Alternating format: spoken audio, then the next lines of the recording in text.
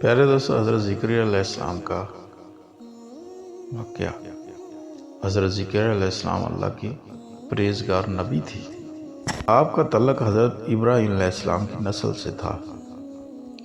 پیارے دوستو، کبھی ایسا بھی ہوتا ہے کہ جو بات انسان کے وہم و گمان میں یا اس کے اختیار میں نہیں ہوتی، وہ قدرت خداوندی سے ہو جاتی ہے۔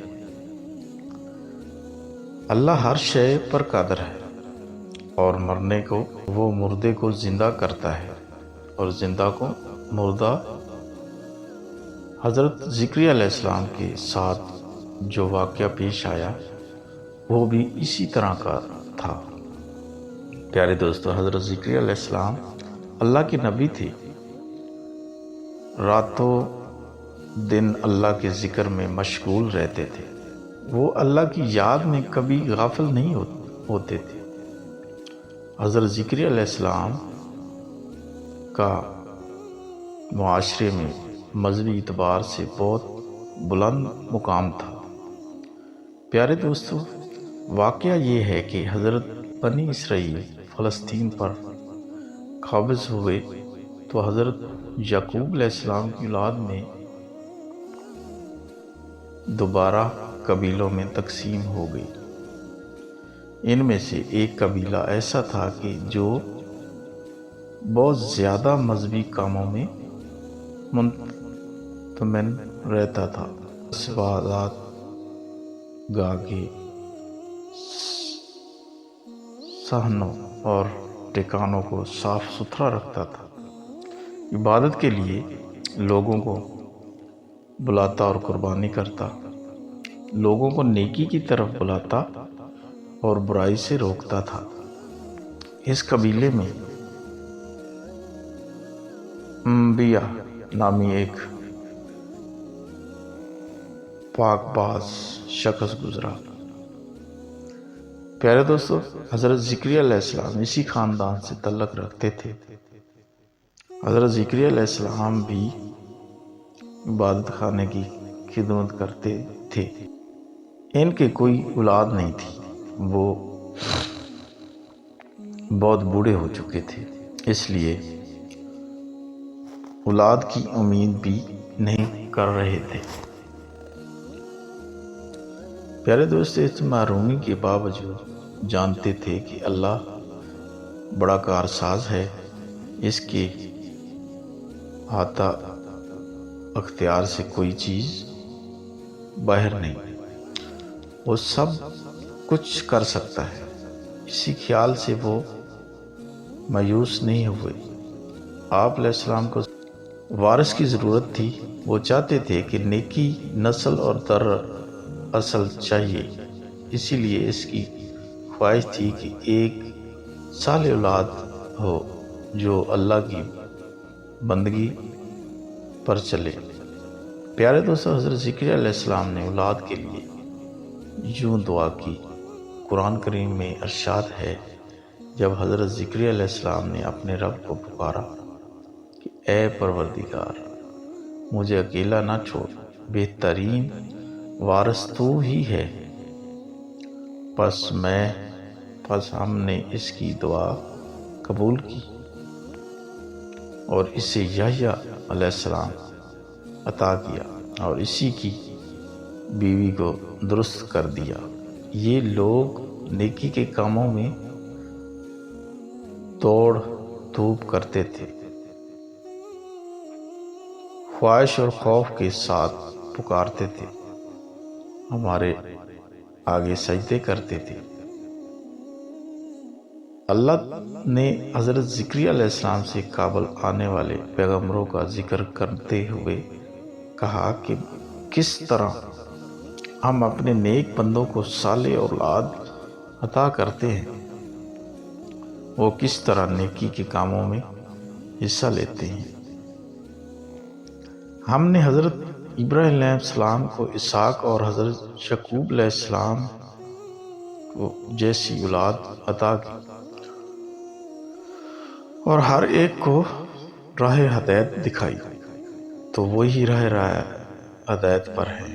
جو حضرت نوح علیہ السلام کو دکھائی تھی، اور اسی کی نسل سے ہم نے داؤد، سلیمان، ایوب، حضرت یوسف، حضرت موسیٰ، حضرت ہارون کو ہدایت بخشی۔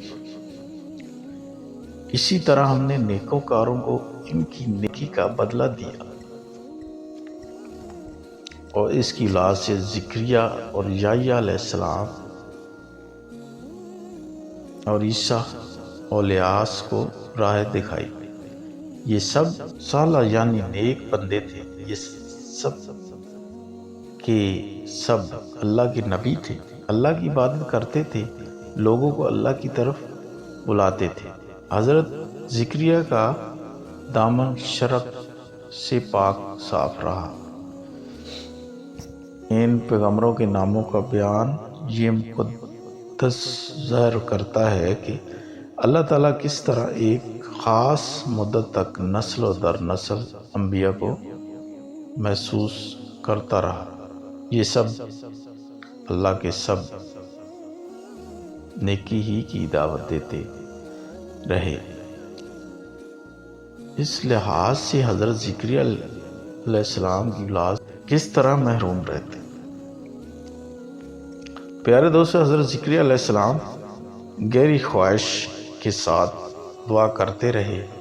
اللہ تعالیٰ نے حضرت زکریا علیہ السلام کی دعا سن لی اور بشارت ہوتی ہے کہ اے زکریا علیہ السلام، ہم تجھے لڑکے کی بشارت دیتے ہیں جس کا نام یحییٰ ہوگا۔ عرض کیا، اے میرے پروردگار، میرے ہاں کیسے بیٹا ہوگا جبکہ میری بیوی بانجھ ہے اور میں بوڑھا اور کمزور ہو چکا ہوں؟ جواب ملا، ایسا ہی ہوگا، تیرا رب ہے کہ یہ میرے لیے ذرا سی بات ہے، اس سے پہلے تجھے پیدا کر چکا ہوں، چنانچہ جب کہ تو کوئی چیز نہ تھا۔ زکریا علیہ السلام نے کہا کہ میرے لیے کوئی نشانی مقرر کر دیں۔ اللہ تعالیٰ نے فرمایا، نشانی یہ ہے کہ تم 3 دن تک لوگوں سے اشارے میں بات کیا کرو۔ اس دوران اپنے رب سے رجوع کرو اور اپنے رب کو بہت یاد کرو، صبح اور شام کی تسبیح کرو۔ پھر وہ حجرے سے باہر آئے اور قوم سے اشارے میں ہدایت کی کہ صبح اور شام تسبیح کرو۔ حضرت زکریا علیہ السلام راتوں دن عبادت کرتے تھے اور اپنے رب کو سچے دل سے پکارتے تھے، نیک کام کرتے تھے۔ جب آپ علیہ السلام اللہ کا ذکر کرتے ہیں، اس وقت کو خوشبو میں بسا دیتے تھے۔ آپ پیشہ کے اعتبار سے بڑائی تھے، اپنی محنت سے روزی کماتے، جو پیسہ ملتا اس میں سے کوئی حاجت مندوں کو دیتے، محتاجوں کو کھانا کھلاتے۔ جو لوگ رات تو دن عبادت میں مشغول رہتے، ان کی دیکھ بھال کرتے، ان کے خیال کا انتظام کرتے۔ حضرت زکریا علیہ السلام کا زمانہ اور حضرت عیسیٰ علیہ السلام کا زمانہ ایک تھا۔ آپ علیہ السلام حضرت عیسیٰ علیہ السلام کے رشتہ دار تھے۔ آپ علیہ السلام جس عبادت خانہ میں کاہن کی ہدایت رکھتے تھے، اس عبادت خانہ کو ہیکل کہا جاتا ہے۔ اسی عبادت خانے میں حضرت مریم کو بھی رکھا گیا۔